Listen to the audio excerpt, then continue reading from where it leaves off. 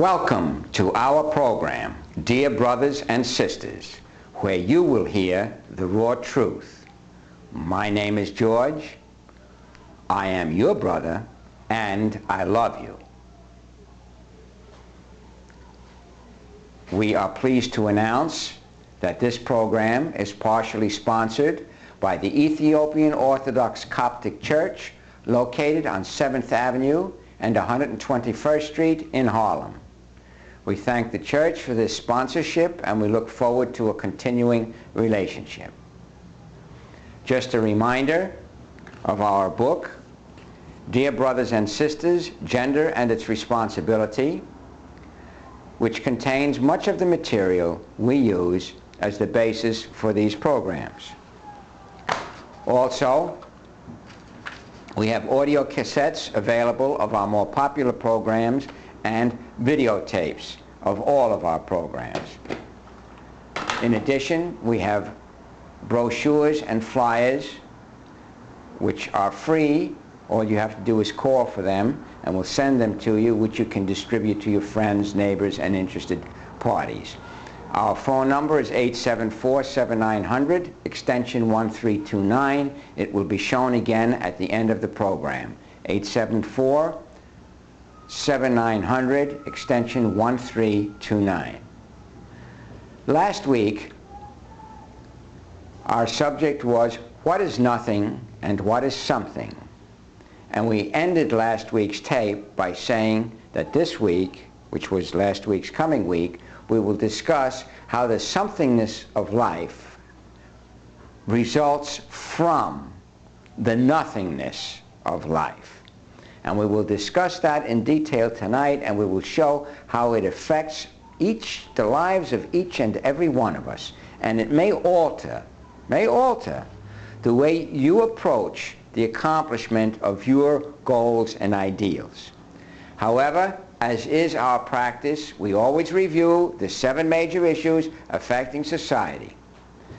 The first and most important issue, we have 1.5 million men living in prison. We have the highest incarceration rate in the world, which is another way of saying we throw more of our men into cages than any other society in this world. It is expected by the year 2000, which is only 4 years away, that there will be 2 million men in prison. It's an unbelievable statistic. Secondly, we have 1 million youth in street gangs. Obviously, if the youth don't have fathers at home, if they're in prison, these children raised without a proper masculine influence, or maybe a suppressed masculine influence, are going to exhibit their manliness and their sense of belongingness in another way, and that is in the form of a street gang, which really is a tribe. And the tribe is what has served humanity since beginning of recorded history. Number 3, the American woman today is suffering physically, mentally, and psychologically. She has an increased incidence of lung cancer, of cirrhosis of the liver, of human papillomavirus, of chlamydia. She is overworked, stressed out, and apprehensive about her own safety and the safety of her children. Fourthly, we have unparalleled crime in this nation, and the so-called dip in the crime rate in this nation is only due to the fact that we have swept the streets of more men and thrown them into prison. But as more young men become of age, the crime rate will continue to go up. Number 5, our educational system is in a state of dysfunction. High schools are holding pens where little more is learned than how to use a condom. Our colleges and universities give increasingly higher grade point averages to students with lower and lower SAT scores. If we keep projecting the trend, ultimately everyone will get an A and no one will know anything. Number 6, our economy is stagnant at best.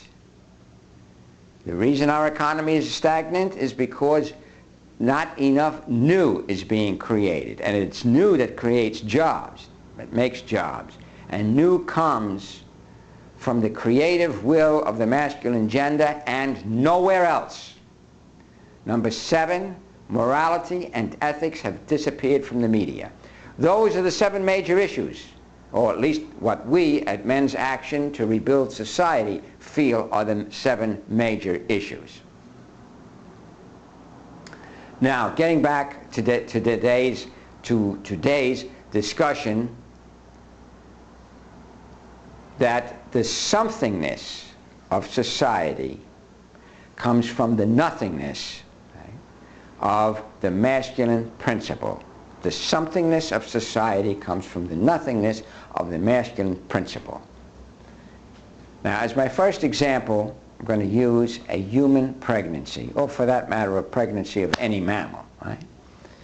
The human sperm is so small that it cannot be seen with the naked eye. If it wasn't for microscopes, we wouldn't even know what a sperm looks like. So the sperm is about as small as you can get and still be something. If it was any smaller, it wouldn't be anything. Therefore, when that sperm is deposited into a woman, it's really, in essence, a concept, almost a concept. Right? It's almost nothingness, just the idea, right? A concept, and that is why we say a woman conceives. Right? She conceives the concept that was put into her from a male. Now, once that concept is within her, all the abundance necessary to bring that concept into a reality is drawn onto it. And it's very rare that anybody thinks, I wonder if there's enough stuff in her to get both arms and legs, to get both fingers and toes, to get ears and noses, and all the important things, right? We just know that the abundance necessary will be drawn onto that concept, and it will manifest itself, and it will become a baby. Now, it can be said, well, we all know that's how babies are born, or how they're created.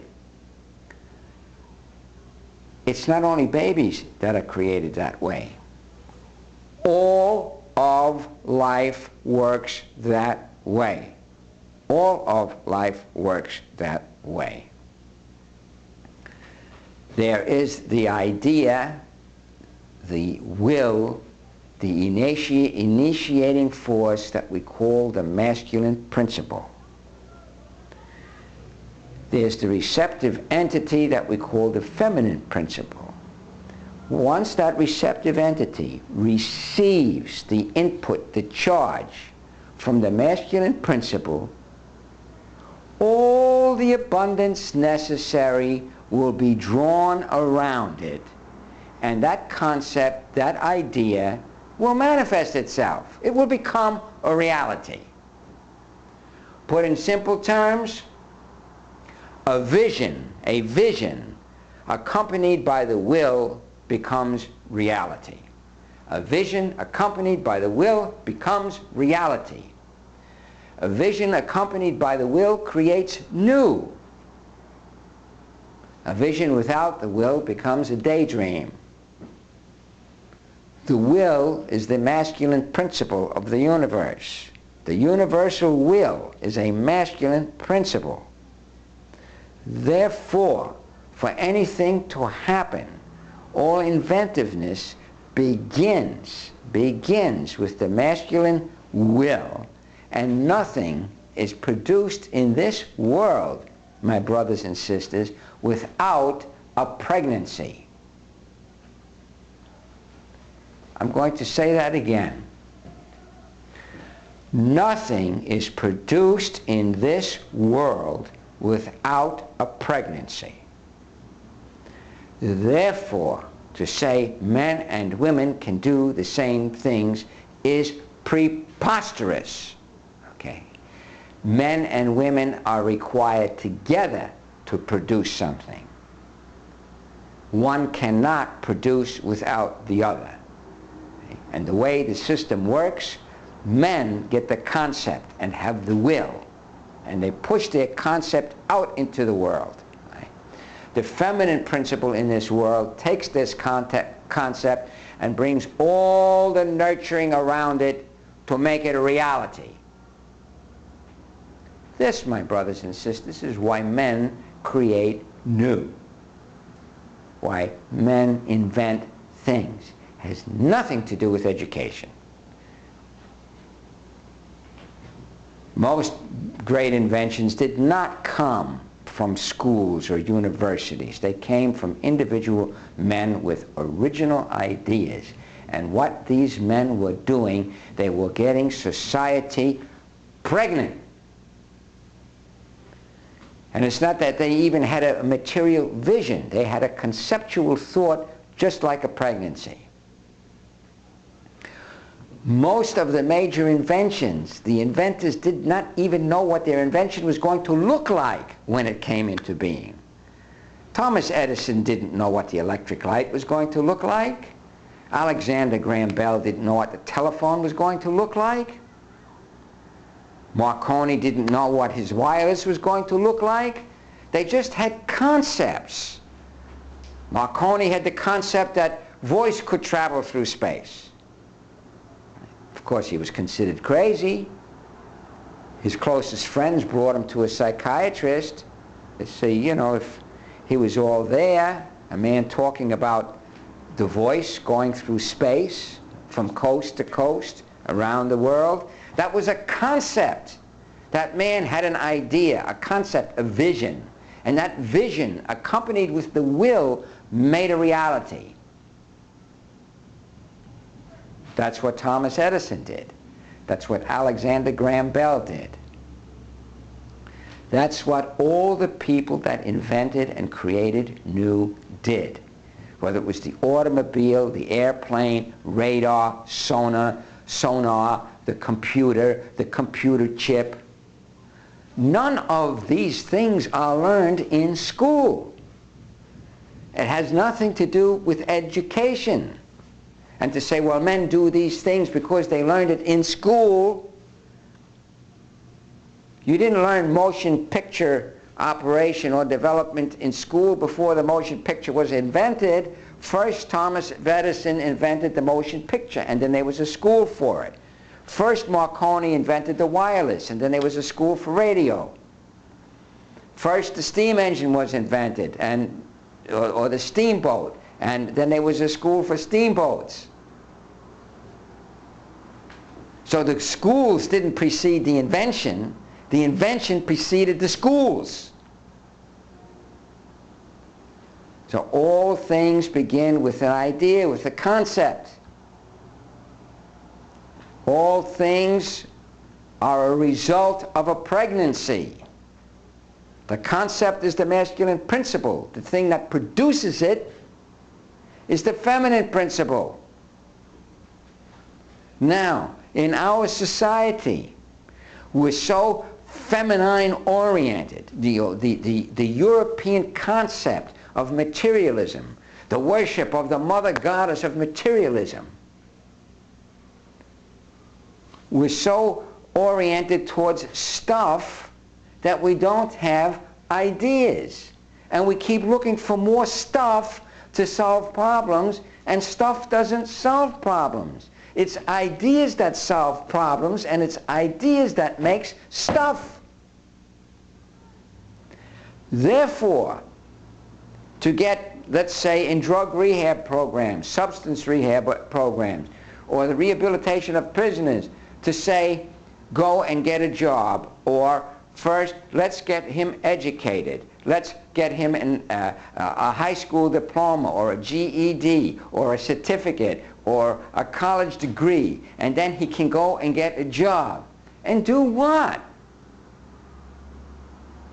And do what with his life? And what's the purpose of the money and the job? Well, to earn a good living, to not be dependent upon people. That's not our purpose. And if we all start thinking that way, which we're tending to do, we're going to become an obsolete third world nation. We have to teach these people who we're rehabilitating to have a vision, to say, what is it that you would like to do in this world? What makes you feel good? What are your aspirations? Where do you want to be 10 or 20 years from now? And once the person has a vision, he's creating a pregnancy, then his will bring about that vision. This is the meaning of the phrase, or the term, when a man prays and he believes that he has received it, it shall be his. When you make a specific prayer, that's the concept. It's not around you yet. All right? That's the concept, the idea. I want to retire in a bungalow on the mountainside in Hawaii. The bungalow isn't there yet, right? So you have a concept. I want to retire in a bungalow on a mountainside in Hawaii. That's a concept. Now that concept, accompanied by a will, produces a bungalow on a mountainside in Hawaii. That concept without a will is just a daydream, and you never get to Hawaii. We have to teach people to have concepts. Let's take a major issue, a major political issue of 2 years ago, the health care program, which Mrs. Clinton was one of the motivating forces behind. Now, her entire viewpoint of health care was the same old stuff. People are getting sick, they need money, medicine. In order to get medicine, they need money to pay for it. Or people get sick, they have to go to a hospital. In order for their hospital bills to get paid, they need money. A conceptual solution to health care is people are eating poisons. There's all kinds of poisons in the food we eat. There's all kinds of hormones put in livestock. There's all kinds of insecticides, herbicides put in our foods. We're getting filled with all kinds of this stuff. We're eating, even if the food were relatively pure, we're eating too much in the way of animal products. Our bodies are suffering from toxemia to the point now that you see ads on television that you take a medication even before you eat the food, because you know in advance the food is so bad it's going to give you acid indigestion, it's going to give you heartburn, it's going to give you gas. Can you imagine that we live in a society that we eat food that's so bad that before we eat it we know we're going to get sick, so we're taking the medication firsthand, right?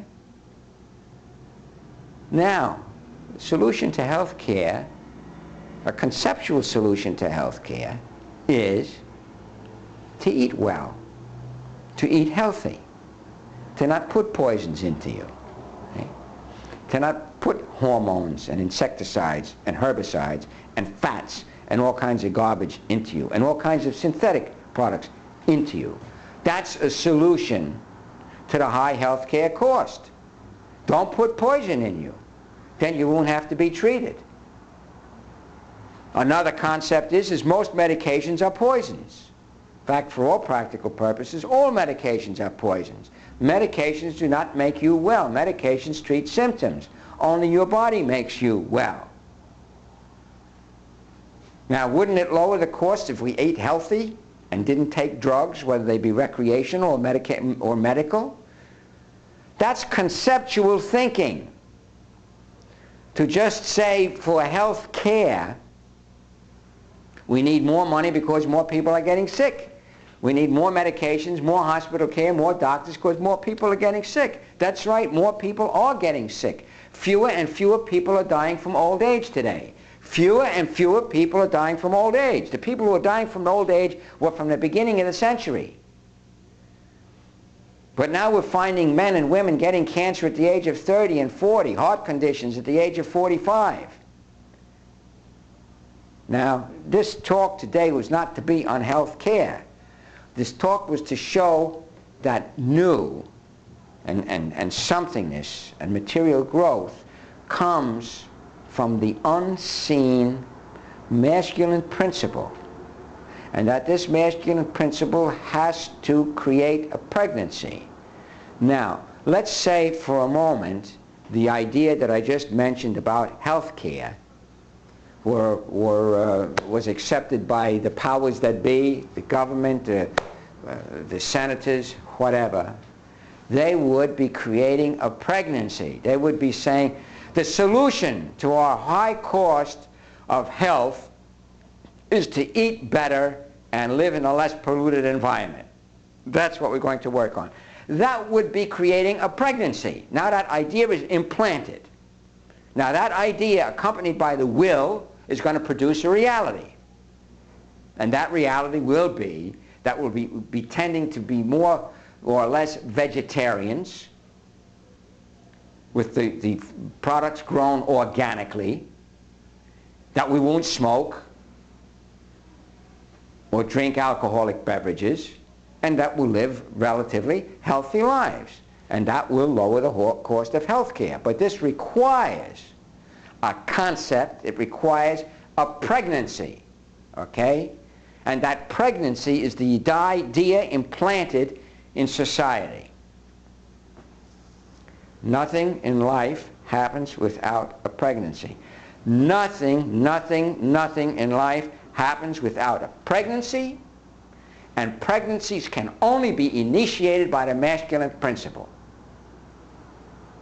Now, if the feminine principle can initiate a pregnancy, write in and tell me about it, or give me a call, because that will be big news, okay?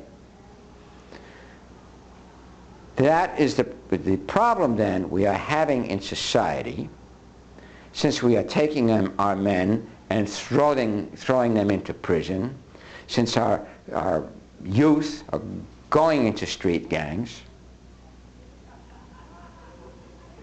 Society is hanging around receptive, feminine receptive, not initiatory, right? Passive, waiting to become pregnant. Society is waiting to become pregnant. See, nothing new is happening, because those who make new the masculine principle are out of the picture. They're either in jail or in street gangs, or laws have been passed inhibiting their ability to create a pregnancy. I'm recommending, brothers and sisters, that our schools place more emphasis on the basic fundamental values of manhood and womanhood, and less on the study of stuff. It's manhood and womanhood working together that produced all that stuff, that had the concept and the productive ability to make that stuff come about. Just the way a baby was born, or the way I mentioned it at the beginning of this program. There was the masculine concept, having a baby. That concept was injected into the feminine principle. The feminine principle drew unto it all the abundance necessary to produce a healthy child. Anything new in society has got to come the same way. Now, if we are not training our men to think conceptually, and to have the courage and the pioneering spirit and the will to bring these conceptual things into society, to make society pregnant, we will be getting less and less new, and our lives will become more and more routine, and they will be run more and more by the government. And we will be less and less happy. We were not born, especially men, to come into this life to just work and make money and be happy and do our own thing, whatever our own thing means. We came into this world as men to deal with the unseen, as we discussed last week, the unseen powers that we have of constancy, dependability, loyalty, honor, truthfulness, courage, the pioneering spirit, the will. The will is the most powerful manly trait. The will. And it is the will that brings visions into reality, because it is the will that pushes it forward. This is the meaning of when you pray and you believe you have received it, it shall be yours. The belief that you have received it is the will. It is making it happen. It is believing that it has happened. It's making the pregnancy into society. So, gentlemen, my brothers, especially you young men, concern yourselves less with jobs and education and more with your vision. And when you have the vision and the will behind it, you will decide how much education, how much money, and what kind of a job you need to make that vision into a reality. And this is what we should be teaching our children today in schools. Not stuff, not information. Okay? We speak the information age, of course. This is the feminine European culture, worship of the mother goddess of materialism society. We have too much information. What we need is knowledge. And knowledge comes from the masculine principle, and wisdom comes from a spiritually enlightened masculine principle. I thank you for being with us this day, my brothers and sisters. I hope that I have given you food for thought, that you will look at life a little differently today, and I hope that you will tune in and be with us again next week. Thank you.